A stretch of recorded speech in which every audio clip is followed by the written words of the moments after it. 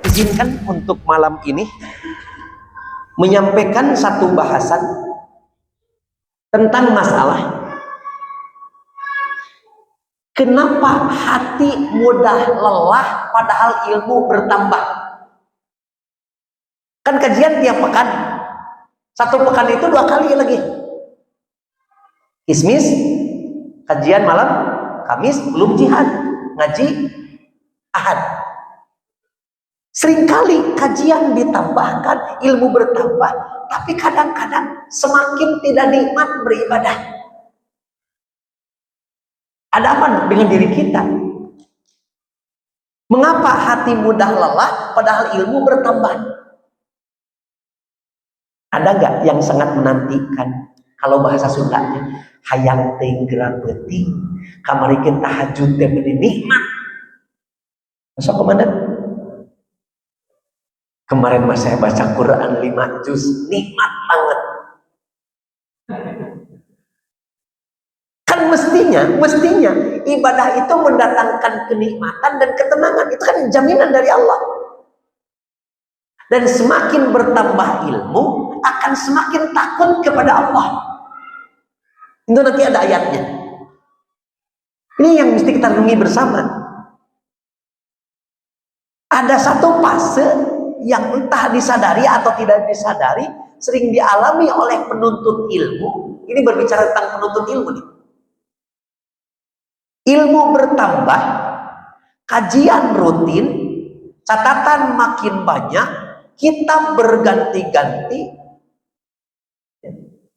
bahkan banyak media-media dari TikTok, dari YouTube, dari Instagram dikaji semuanya.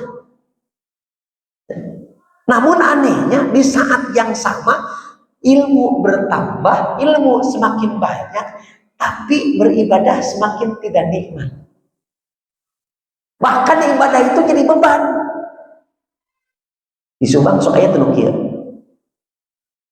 Geus lohor di wae. Kan aneh, pertanyaan itu aneh kan? Justru bagi orang yang beriman itu waktu sholat itu dinanti-nanti.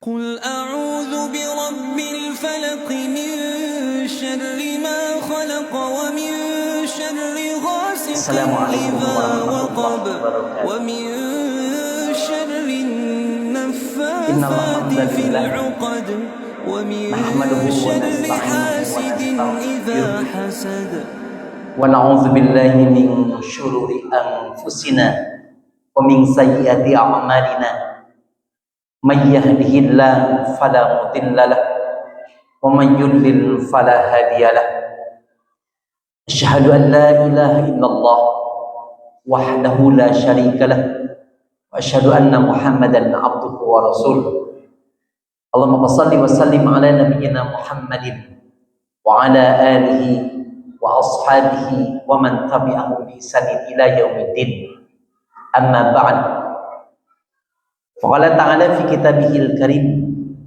أعوذ بالله من الشيطان الرجيم كل نفس ذائقة الموت وإنما توفون أجوركم يوم القيامة فمن زحزح عن النار وأدخل الجنة فقد فاز وما الحياة الدنيا إلا متاع الغرور. Puja serta puji kita sampaikan kepada Allah Subhanahu wa taala, Zat yang telah menitipkan kepada kita kemudahan hari ini bisa berkumpul di majelis yang sangat luar biasa. Tanpa taufik Allah Subhanahu wa taala, kita tidak akan bisa melakukan aktivitas apapun. Kita bersyukur Allah melimpahkan kepada kita taufik. Semoga kemudahan yang Allah titipkan kepada kita mampu dijadikan sebagai alat untuk meningkatkan kualitas iman serta ketakwaan kepada Allah Subhanahu wa taala. Ikhwatul iman rahimani wa rahimakumullah. Di bagian ayat muqaddimah yang disampaikan di dalam surat Ali Imran ayat ke-185, kullu nafsin dha'iqatul maut, setiap jiwa akan merasakan kematian. Wa innama tuwaffawna ujurakum yaumal qiyamah, sungguhnya hanyalah disempurnakan amal-amal kamu sekalian yaumal qiyamah, di hari kiamat.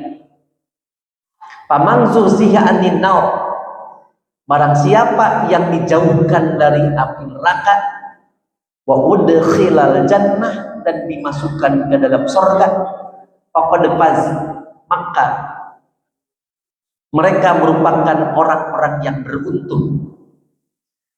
Ayat ini memberikan kepada kita informasi tentang hakikat kehidupan dunia ini tidak lama, pasti ada ujungnya dan ada batasannya, menunjukkan di dunia ini tidak abadi. Besok ataupun lusa, 1 pekan, 1 bulan lagi, kita menunggu ketentuan dari Allah Subhanahu wa Ta'ala.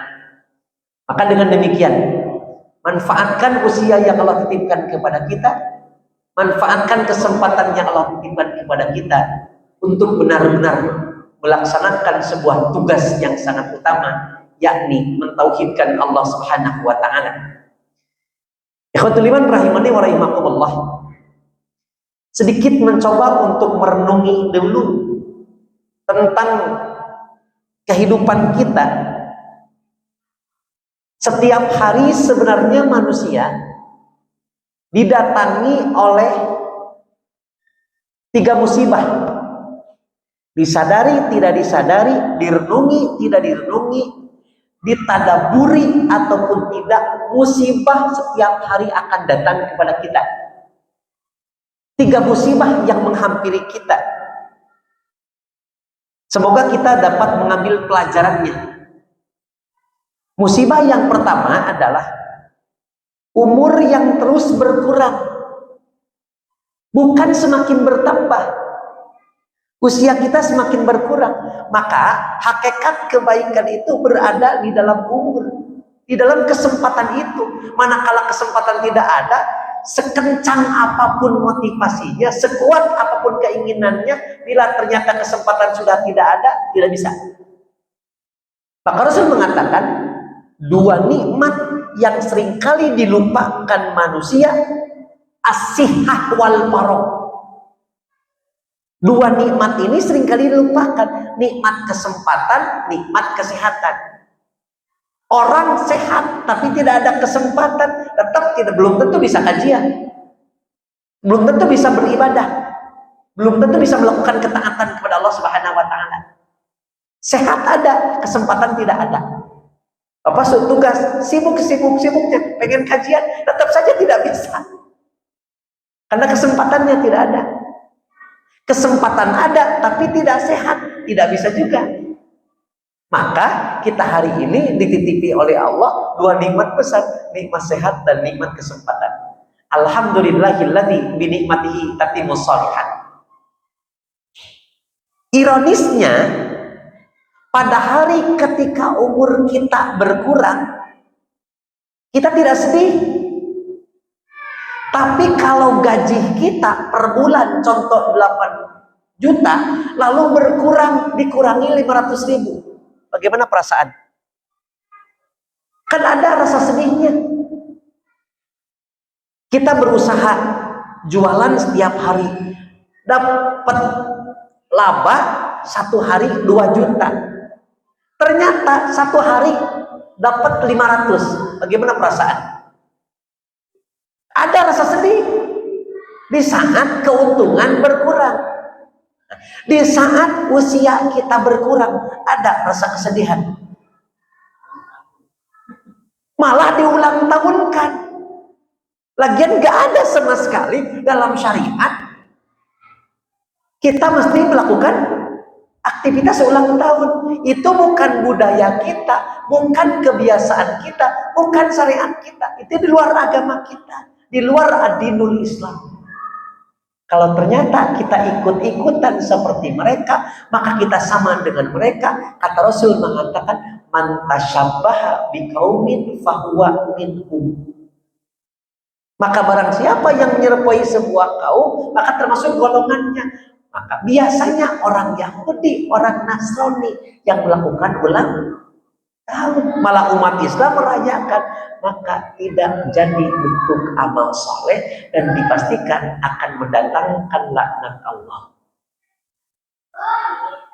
Sekali lagi, umur berkurang tidak bersedih, terus semakin berkurang biasa-biasa, tapi pendapatan semakin berkurang, terasa. Itu yang anehnya.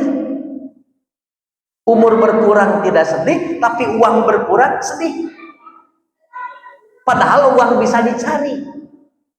Sedangkan umur tidak ada jualannya dan tidak bisa dicari. Satu musibah yang menimpa kita. Hakikatnya kita beramal soleh itu di waktu itu. Dan hari dan malam Jumat ini Jumat yang terakhir bagi kita dan Jumat yang awal bagi kita. Karena Jumat ini dengan Jumat kemarin sama tidak? Tidak. Jumat sekarang dengan Jumat yang akan datang sama tidak? Tidak akan sama. Selalu hari yang baru dan hari yang baru lagi. Dan kesempatan itu, makanya jangan pernah berpikir, nantilah minggu depan juga saya berbuat, nanti juga malam besok saya tahajud, besok juga saya ngaji Quran. Gak bisa, belum tentu. Kesempatan hanya hari ini, kesempatan hanya malam ini, malam besok beda lagi urusannya. Jadi satu musibah yang menimpa kita, umur kita semakin berkurang, dan umur itu tidak akan bisa dicari dan tidak bisa diganti. Satu, itu musibah yang menimpa kita setiap hari, bahkan musibah yang kedua, setiap hari dia makan dari rizki dari Allah. Bila rizki itu haram, dipastikan akan disiksa, akan diazab. Bila rizki itu halal, dia akan dihisab. Sehingga dipikirkan lebih dahulu dan benar-benar direnungkan rizki yang akan dimakan. Halal akan dihisab, haram akan diazab. Ini benar-benar dipertimbangkan setiap hari. Karena setiap hari kita minum, kita makan. Ada yang minum dengan basmalah, ada yang minum tanpa basmalah. Ada makanan yang bersumber dari hal yang halal, bisa jadi dari hal yang subhat, dari hal yang tidak baik. Pikirkan, renungkan, dan itu terus berulang setiap hari. Yang ketiga, musibah yang menimpa kita setiap hari, dia semakin mendekat kepada akhirat dan semakin menjauh dari dunia. Jelas ini. Umur makin berkurang. Dua, kita makan rezeki kalau benar halal akan dihisab. Dan bagaimana hisabannya? Tergantung bagaimana cara mencari dan cara menggunakannya. Maka di dalam hadis disebutkan, la tazulu qadama abdin hatta yus'ala an arba'in. Seseorang di akhirat nanti tidak akan melangkah kaki kecuali akan ditanya 4 hal lebih dahulu. Satu, an umrihi fima afnahu. Umurnya dihabiskan untuk apa? Yang kedua, masalah ilmu diamalkan atau tidak. Yang ketiga adalah an malihi min aina tasabahu wa fima anfaqahu, tentang masalah hartanya, bagaimana mencarinya dan bagaimana membelanjakannya. Yang terakhir, an jismihi fima ablahu, jiwanya diperturutkan kepada apa. Dan yang ketiga, setiap hari dia semakin mendekat kepada akhirat dan semakin menjauh dari dunia. Meskipun begitu, dia tidak memperhatikan akhiratnya yang kekal sebagaimana dia memperhatikan dunia yang fana. Ini renungan lebih dahulu. Ikhwatul iman rahimakumullah. Semoga dengan nasihat yang barusan memberikan sebuah motivasi bahwa hari-hari kita untuk tidak disia-siakan. Ikhwatul iman rahimani wa rahimakumullah. Izinkan untuk malam ini menyampaikan satu bahasan tentang masalah kenapa hati mudah lelah padahal ilmu bertambah. Kan kajian tiap pekan, satu pekan itu 2 kali lagi. Kismis, kajian malam, Kamis belum jihad, ngaji Ahad. Seringkali kajian ditambahkan, ilmu bertambah, tapi kadang-kadang semakin tidak nikmat beribadah. Ada apa dengan diri kita? Mengapa hati mudah lelah padahal ilmu bertambah?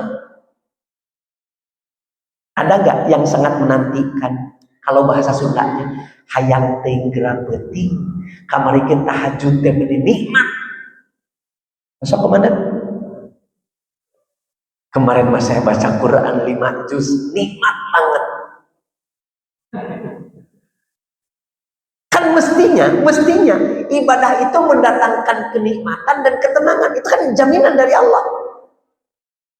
Dan semakin bertambah ilmu, akan semakin takut kepada Allah. Itu nanti ada ayatnya. Ini yang mesti kita renungi bersama. Ada satu fase yang entah disadari atau tidak disadari, sering dialami oleh penuntut ilmu. Ini berbicara tentang penuntut ilmu nih. Ilmu bertambah, kajian rutin, catatan makin banyak, kita berganti-ganti. Bahkan banyak media-media dari TikTok, dari YouTube, dari Instagram dikaji semuanya. Namun anehnya di saat yang sama ilmu bertambah, ilmu semakin banyak, tapi beribadah semakin tidak nikmat. Bahkan ibadah itu jadi beban. Di Subang so aya teu kieu. Geus lohor di wae. Kan aneh, pertanyaan itu aneh kan? Justru bagi orang yang beriman itu waktu sholat itu dinanti-nanti. Bener, kalau ada gini, Pak Kapolda memanggil Pak Ade nanti tanggal sekian, katanya akan ngasih riweuh 5 poe deui. Rek mere naon ya, aya naon ditungguan teh. Kan dinanti-nanti. Setiap saat Allah memanggil kita. Kalau ternyata punten Kapolri atau Kapolda manggil jam 12 siang, datang jam berapa? Setengah 12 sudah disiapkan. Siap. Kan gitu. Karena ada sesuatu yang akan membahagiakan. Di saat Allah memanggil kita jam 12 pas waktu sholat zuhur, datang jam berapa?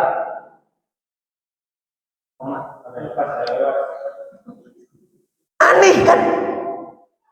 Karena orang-orang para sahabat itu di saat waktu adzan tiba itu sebelumnya sudah disiapkan, wudunya sudah disiapkan, pakaiannya sudah disiapkan, benar-benar sudah dalam keadaan suci. Kenapa? Karena saya menyambut panggilan itu, pasti Allah memberikan sesuatu yang terbesar untuk saya, dan itu akan menggembirakan saya dan akan menyukseskan saya. Seberapa banyak orang menyambut panggilan itu karena kenikmatannya. Bertelohor beres karek asabi salat geus asar deui wae. Ironi kan kalimat itu gak pantas bagi kita. Kenapa tidak mengatakan alhamdulillah sudah saatnya, dan itu waktu yang ditunggu-tunggu. Kecuali adzan maghrib yang ditunggu-tunggu, dan itu hanya di bulan Ramadan. Bubuhan rek seringkali terjadi. Ilmu semakin bertambah, tapi kenapa ibadah itu terasa jadi beban? Salat subuh lah, kalau bukan kewajiban males banget salat subuh. Ada nggak hati yang bisikannya seperti itu? Namun lain kewajiban lohor ya, begini.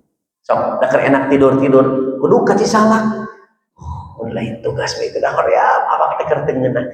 Apalagi di saat waktu subuh, lain kewajiban asar ya. Nikmat atau beban? Beban kan? Kenapa ibadah jadi beban?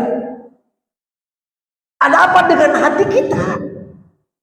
Ini ironinya, kenapa Allah akan memberikan sesuatu yang sangat istimewa, Allah memberikan sesuatu yang lebih dibandingkan dunia dan isinya, sampai Rasul menjanjikan, ini yang menjanji Allah kan lewat lisan Rasulnya, man sholla rok'atail fajri khairun minal ardi wa ma fiha.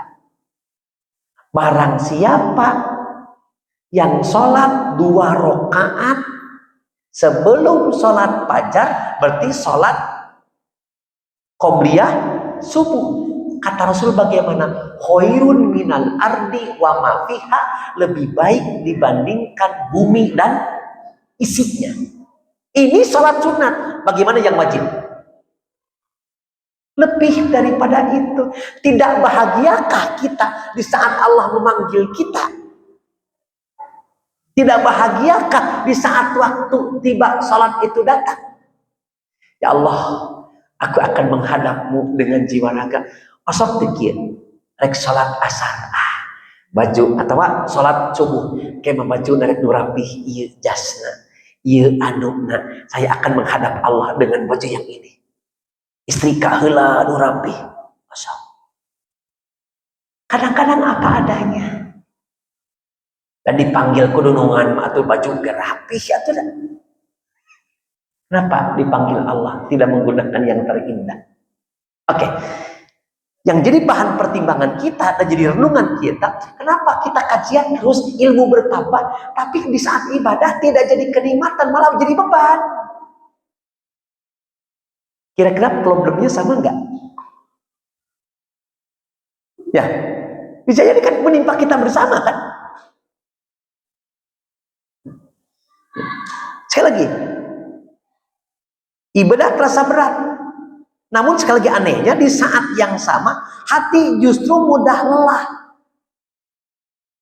Seringkali gampang tersinggung.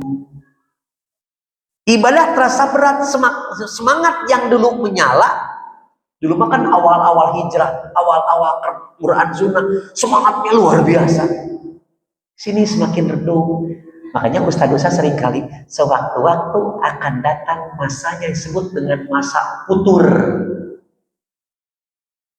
Waktu lelah dan lemah dalam beribadah. Semangat yang dulu menyala kini semakin redup tanpa sebab yang jelas. Kesalahan kecil orang lain terasa mengganggu. Dulu mah acuh banget terhadap kesalahan orang. Ayo namanya sensitif banget gitu.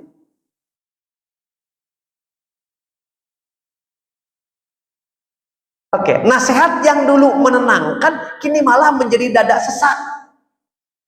Di saat bisa jadi kan satu waktu kajian kita, wah itu Ustadz pasti nyindir saya. Kenapa perasaan seperti itu? Karena dadanya sesak. Bagi orang-orang yang dadanya luas dan benar-benar terbuka ikhlas karena Allah, tidak merasakan sindiran. Ya Allah, aku bersyukur kepadamu mendapatkan penjelasan ini, dan ini adalah penyakitku ya Allah. Tidak akan mengatakan, pasti Ustadz ke saya, pasti tahu dia tentang saya. Kenapa menjadi terasa memberatkan hati di saat ada nasihat? Dia maka orang merenya. Enggak.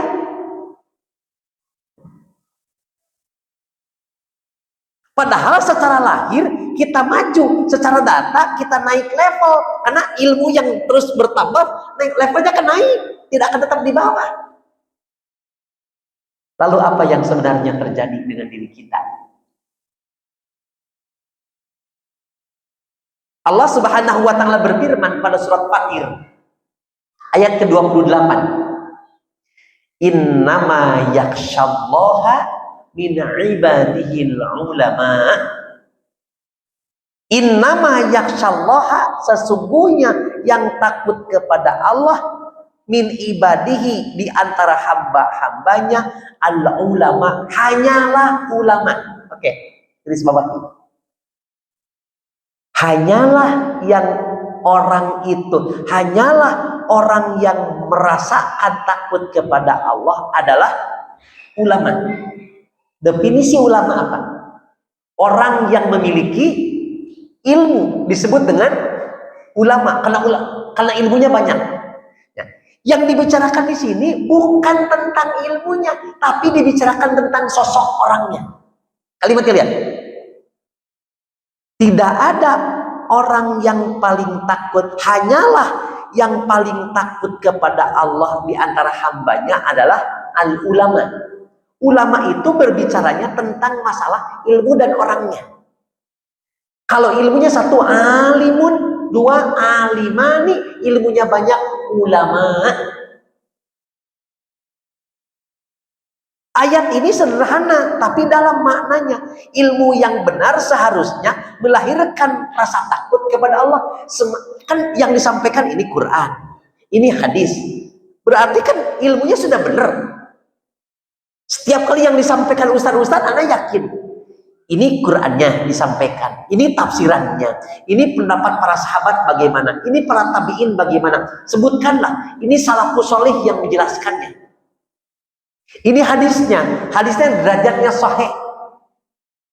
Ilmunya yang disampaikannya benar, tapi kenapa tidak bertambah takut kepada Allah? Mestinya setiap kali bertambah ilmu, mesti semakin takut, semakin hati-hati, semakin zuhud, semakin waro, semakin mementingkan urusan akhirat dibandingkan urusan dunia. Kalaupun ada urusan dunia, dipastikan karena dengan tujuan harapan karena Allah demi kemanfaatan di akhirat nanti. Lagi, ayat ini menjelaskan bahwa ilmu yang benar seharusnya melahirkan khasyah. Ilmu yang benar seharusnya melahirkan rasa takut kepada Allah. Berarti setiap bertambah ilmu yang bersumber dari Quran mestinya melahirkan semakin rasa takut kepada Allah. Tapi masalahnya, kenapa ilmu bertambah, takutnya makin kurang? Aturan salat lohor jam 1.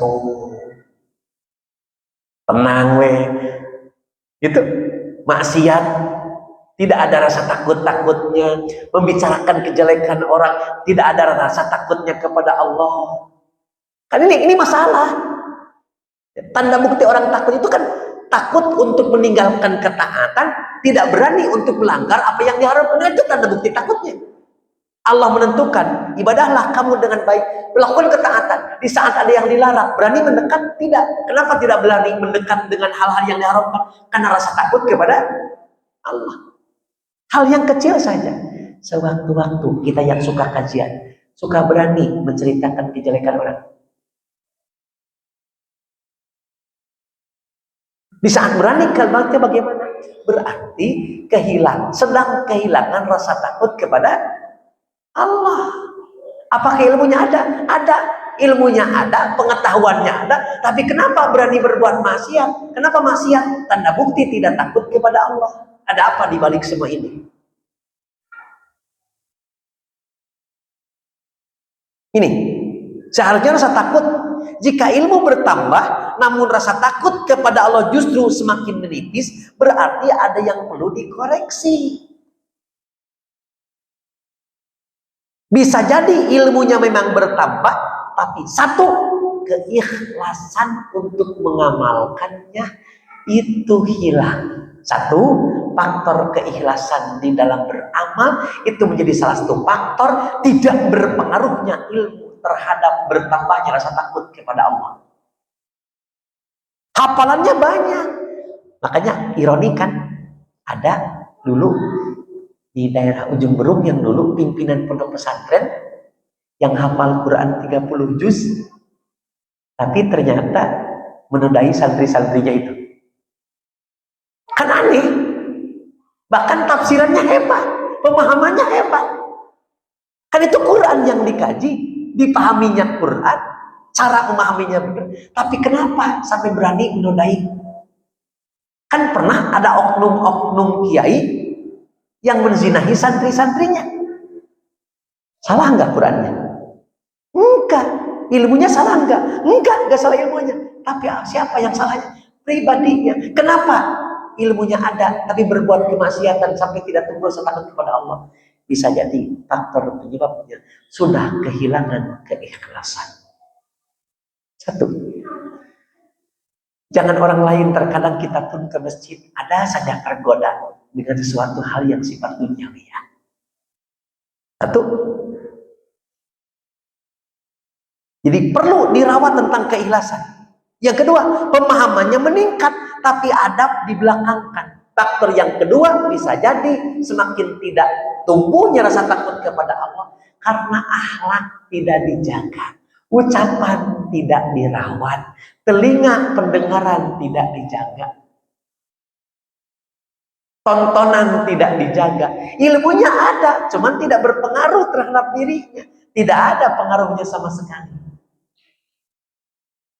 Dua, yang ketiga, amalnya ada, namun penyakit hati dibiarkan. Berarti ada masalah. Ilmunya ada, pemahamannya ada, Quran hafalannya ada, tapi ternyata tidak akan bertambah rasa takut kepada Allah. Satu, manakala hatinya tidak ikhlas. Dua, akhlaknya tidak benar. Yang ketiga, penyakit-penyakit hatinya tidak dibuang. Allah mengingatkan kepada kita, fi qulubihim maradun fazadahumullahu maradha. Di dalam hati mereka ada penyakit, lalu Allah menambahkan penyakit itu. Izinkan ana menyampaikan satu bagian dulu. Di saat maksiat terus dilakukan, di saat akhlak tidak ditumbuhkan, di saat penyakit hati tetap tidak dimusnahkan, di saat keikhlasan tidak dirawat, maka dia berbuat kemaksiatan. Nah, bagi pelaku maksiat itu, siksaannya bukan hanya sebatas bukan hanya di akhirat, dunia pun akan dirasakannya. Izinkan ana menyampaikan satu kisah. Pernyataan Hasan Al-Basri. Pernah mendengar nama Hasan Al-Basri? Ya. Paling tidak barusan. Hasan Al-Basri itu hidup di Madinah, berguru kepada Utsman bin Affan, berguru kepada sahabat Ali, berguru kepada Ibnu Abbas radhiyallahu anhu dan sahabat-sahabat yang lainnya. Karena dia menjelang 2 tahun akan wafatnya Umar bin Khattab, dia baru lahir. Hasan Al-Basri pada ujungnya dia berguru di Madinah, berilmu, mencari ilmu di Madinah, cuman dakwahnya banyaknya adalah di Irak, yang dulu namanya adalah Basrah, akan dikenal Hasan Al-Basri. Seorang pemuda mendatangi Imam Hasan Al-Basri dan berkata kepadanya, "Aku dengar bahwa setiap dosa ada hukumannya." Ini yang mesti direnungkan sama kita. Setiap dosa ada hukumannya. Aku sering berbuat, kata pemuda tersebut yang bertanya kepada Hasan Al-Basri, aku sering berbuat kemaksiatan, aku sering berbuat dosa kepada Allah, kenapa dia tidak menghukumku? Saya sehat-sehat saja, usaha saya lancar-lancar saja, gitu, keluarga saya aman-aman saja, padahal dia berbuat dosa, tapi kenapa Allah tidak menghukumku? Dia kalimatnya seperti itu pemuda. Hasan Al-Basri mengatakan, wahai Ananda, sudah berapa banyak Allah telah menghukummu, tapi tidak kamu rasakan dan tidak kamu sadari. Inilah hukuman yang paling berat dari Allah kepada kita di dunia. Kita dihukum tapi kita tidak merasakan dihukum. Apa masalahnya? Bagaimana bisa hal itu terjadi? Kata Hasan Al-Basri. Hasan Al-Basri mengatakan, bukankah dia telah mencabut darimu manisnya bermunajat kepada Allah? Dan peminuan sate marangi 20 tusuk dengan kita berdoa di sepertiga malam, enak makan sate marangi, enak bermunajat kepada Allah.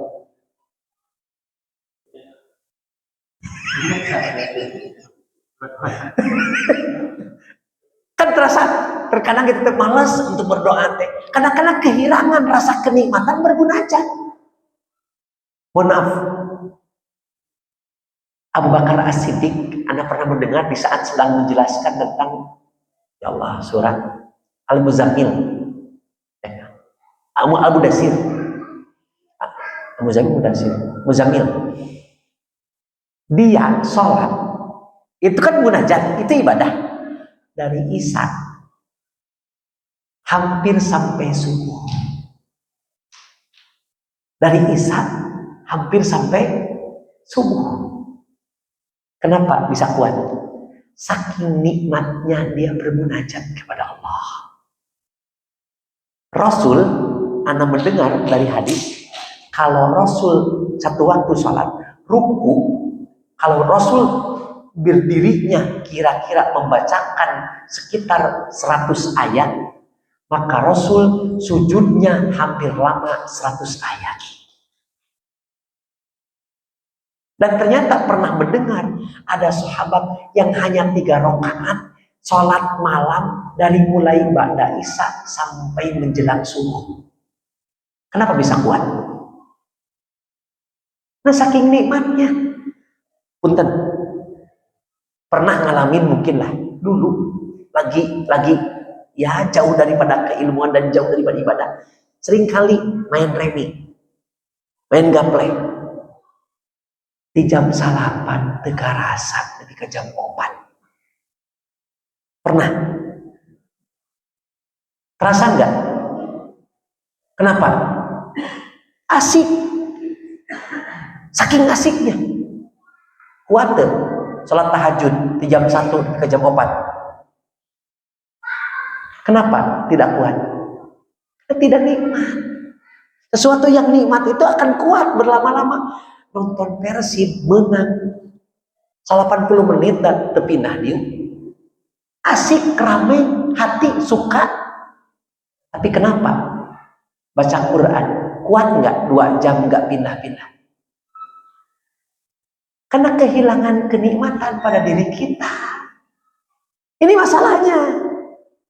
Kita sudah kehilangan kenikmatan untuk melakukan ibadah kepada Allah. Makanya di sini disebutkan, kata Hasan Al-Basri, bukankah dia telah mencabut darimu manisnya bermunajat kepada Allah? Itulah siksaan. Mohon maaf, sholat taraweh pengen lambat, pengen cepat. Kudu Mekah yang gancang. Kesel atuh dah. Ya, teresep aya 11 rakaat tapi 2 jam resep. Ustaz kita masuk lila. Kan sebelum sholat sudah ngeluh. Ada apa? Karena orang itu tidak merasakan manisnya beribadah, nikmatnya beribadah. Karena kehilangan keikhlasan, kehilangan tujuan. Pak, di saat Bapak mulai mau dilantik, wow, ikut jelumnya habis-habisan. Kan baik disiksa, oke, kan baik siap. Yang penting mas saya lulus. Ya, kuat kan? Karena pengen lolos. Kita ibadah sekuat mungkin, walaupun kesal, walaupun tinggi, walaupun panas. Kuat. Yang penting saya lulus di hadapan Allah. Masa gitu? Kenapa? Urusan dunia bisa tahan. Nu macul yang nyangkul di sawah jam 7 sampai jam 12 bisa kuat. Ya. Kenapa? Karena saking butuhnya. Kuat nggak tahajud dari jam 2 sampai jam 3? Karena kehilangan rasa butuh. 1. Kata Hasan Al-Basri, dihilangkannya rasa kenikmatan di dalam bermunajat itu adalah siksaan dari Allah. Kan jadi tidak ada semangat. Itu Allah yang menghilangkan. Yang kedua, bukankah hari-harimu berlalu tanpa tilawah? Orang itu banyak yang Allah berikan kemudahan untuk mampu. Allah berikan bagi dia kemampuan untuk baca Quran, tapi tidak setiap hari bisa untuk membacanya.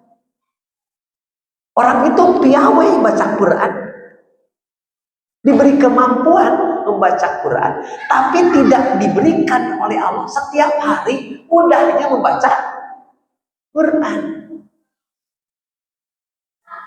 Baca TikTok, babari hese. Kan aya kasus-kasus baca, tapi kepanasaran dibaca. Menges HP ditinggali baca deui, tuna deui, cokot deui, baca deui. Osok kana Quran, buka, menang 2 lembar. Tuna deui, aya kesempatan cokot deui, baca deui, tuna deui, sapoe teh 10 kali gitu. Osok. Ada apa dengan diri kita sampai Quran tidak jadi satu bentuk kenikmatan dalam hati kita membacanya, tapi jadi beban.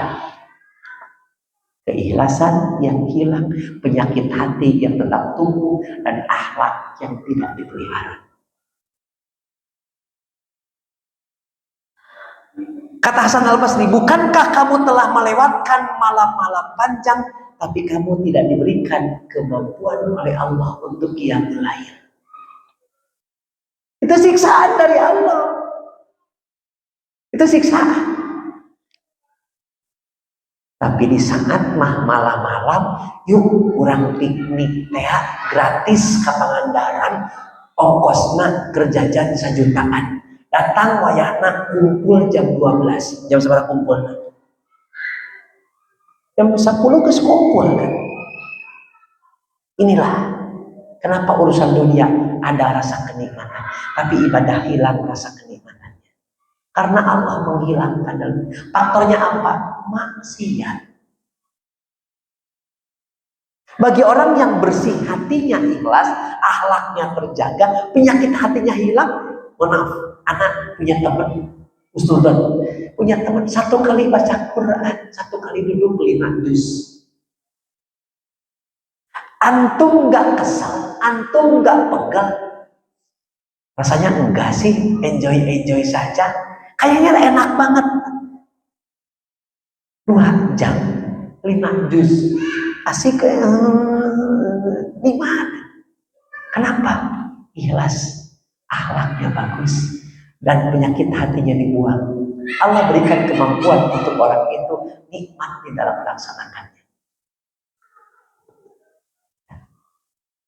Itu masalahnya.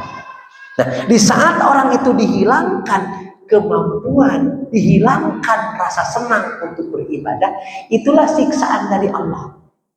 Pertanyaannya, terasa siksaan enggak? Enggak. Itu siksaan yang tidak terasa. Oke, di saat kita, hari-hari kita ngomongin orang lain, enak aja, gibah ke sini, gibah ke sana, beliau ke situ, mudah enggak? Mudah kan? Terasa dosa tidak? Tidak, itu siksaan dari Allah. Dimudahkannya kita untuk berbuat dosa kemudiannya, itu adalah siksaan dari Allah. Bukan dipermudah ketaatan, tapi Allah permudah maksiatan. Itu siksaan dari Allah. Allah biarkan dia. Contoh gini Pak, maaf. Orang berbuat maksiat, berbuat dosa sebutkan. Lalu dia berjalan pakai motor, jatuh, sampai patah. Ya Allah, jangan-jangan ini adalah dosaku sampai aku jatuh patah begini. Engkau tegur aku, ya Allah, aku sadar ini akibat maksiatku. Sadar enggak? Sadar kan? Tapi kalau ternyata dia berbuat maksiat, tapi Allah tidak berikan musibah fisik, sadar enggak? Kecil kemungkinan. Di antara bentuk siksaan yang Allah berikan kepada pelaku maksiat adalah haramallahu alaihi at-ta'ah. Allah mengharamkan bagi orang itu, Allah mempersulit bagi orang itu dipermudah melakukan ketaatan. Itu adalah siksaan yang Allah berikan kepada kita di dunia. Ini mun urang ayeuna mudah-mudah untuk melakukan maksiat, itu bagian daripada siksaan. Jauhnya kita dari Quran, jauhnya dari melaksanakan ibadah, itu bagian daripada siksaan dari Allah Subhanahu. Dan ini tidak terasa. Bukankah lidahmu tertahan untuk menyebut asma Allah? Ya, mohon maaf ya sebelumnya, Anda teringat, Anda pernah ditegur oleh guru Anda. Anda akan sholat.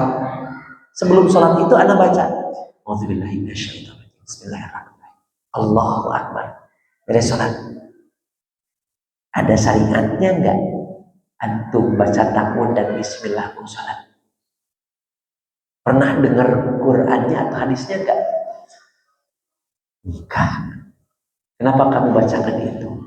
Kata saya, apa salahnya? Kan bagus takbir itu dan bismillah.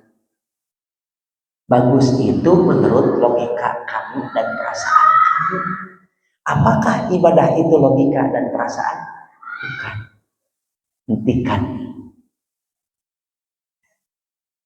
Ya. Boleh enggak mau sholat baca takbir? Kan. Kenapa? Yang disyariatkan. Di saat mau wudu baca basmalah tidak?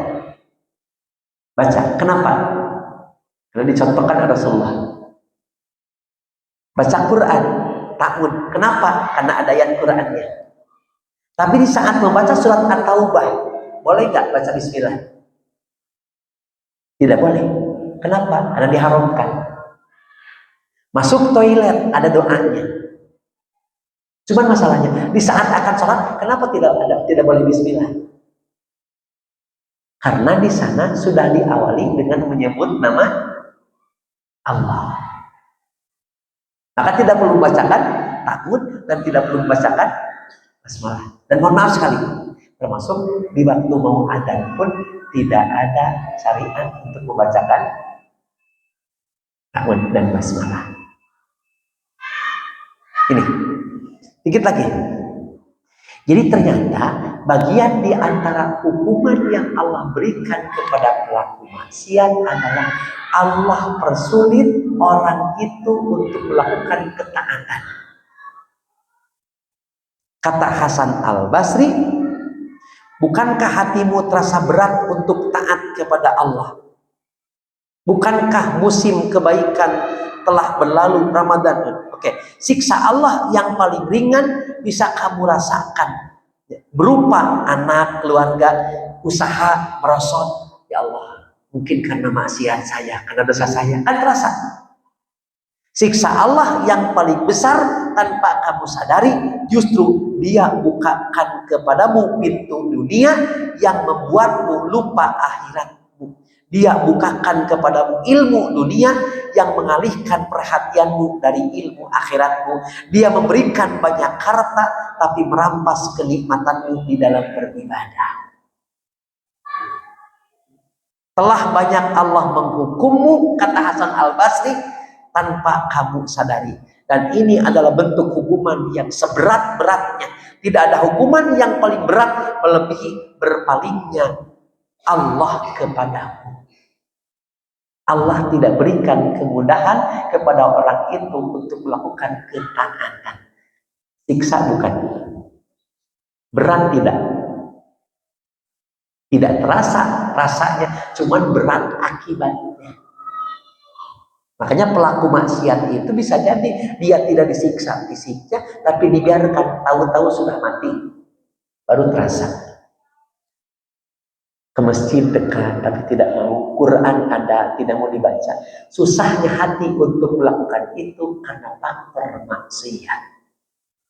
Kembali kepada ilmu yang tadi, kenapa ilmu bertambah tapi ternyata hati lelah untuk beramal? Karena satu, keikhlasan yang hilang, yang kedua akhlak tidak dijaga, yang ketiga penyakit hati tidak dibuang. Mudah-mudahan ini menjadikan renungan untuk kita. Jadi kita bukan hanya sebatas rajin beribadah, tapi mesti berbanding lurus dengan semangat menghindari dari berbagai macam bentuk kemaksiatan. Ibadah terus tapi maksiat dijalankan, faktornya ibadah akan semakin berat, bukan semakin ringan dan semakin enjoy. Itu saja yang dapat Anda sampaikan. Mudah-mudahan ada manfaat bagi kita. Setelah kita tutup, kalaupun ada pertanyaan, Insyaallah dipersilakan. Subhanakallahumma wa bihamdika asyhadu an la ilaha illa anta astaghfiruka wa atubu ilaik. Assalamualaikum warahmatullahi wabarakatuh. Kalau tadi tuh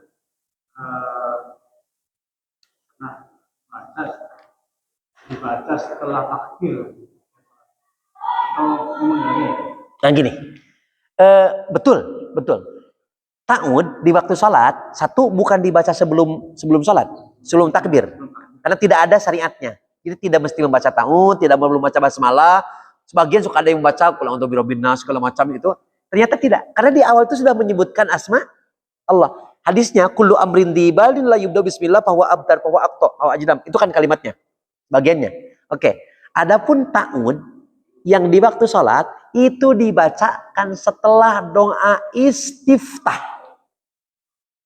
Kita baca Allahu Akbar, kemudian Allahumma ba'id baini wa baina khotoyaya kama ba'adta bainal masyriqi wal maghrib. Beres tuntas. Ternyata sebelum membacakan basmalah masuk ke Fatihah, bacakan ta'ud. A'udzubillahi minasyaitonir rajim. Cuman para imam mengatakan hanya dibacakan satu kali di rakaat pertama kali saja. Tidak di rakaat yang kedua, tidak di rakaat ketiga dan di rakaat keempat. Tapi kalau memang kondisinya kita agak sedikit terlambat takbirnya, baru datang sana Allahu Akbar dan iftitah pun tidak kebagian waktunya, maka kita tidak perlu membaca kecuali kita mendengarkan bacaan imam. Kenapa? Idza quri'al Qur'anu fastami'u lahu wa ansitu la'allakum turhamun. Lebih baik. Nah, itu adalah bagian di saat kita sholat sendiri ataupun kita bareng dengan imam dan imam belum membacakan surat Al-Fatihah dan kita pun boleh membacakan ta'ud. Di antara termasuk juga salat sendiri disunahkan membacakan ta'ud sebelum membacakan suratul Fatihah. Dan mohon maaf apabila ana nanti di sini seringkali ngimamin di sini bismillahnya tidak dijaharkan. Mohon maaf karena ada dalil yang menyatakan hal itu. Adapun orang yang mengamalkan tidak ada masalah. Karena termasuk juga satu waktu Abdurrahman As-Sudais waktu jadi imam Masjid Istiqlal, beliau pun ternyata membacakan basmalah dan tidak bermasalah. Tapi cuma mohon maaf, Anda di sini tidak membacakan bacaan basmalah dengan dikeraskan di saat awal daripada suratul Fatihah. Mungkin itu Pak jawabannya. Atau ada yang lain?